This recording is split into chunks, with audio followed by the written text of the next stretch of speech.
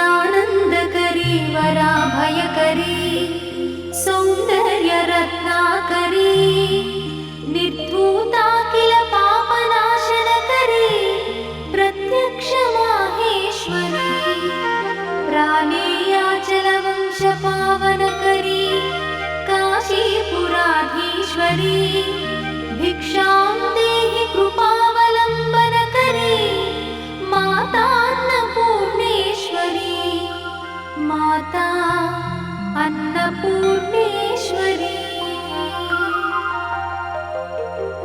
नानारत्नविचित्रभूषणकरी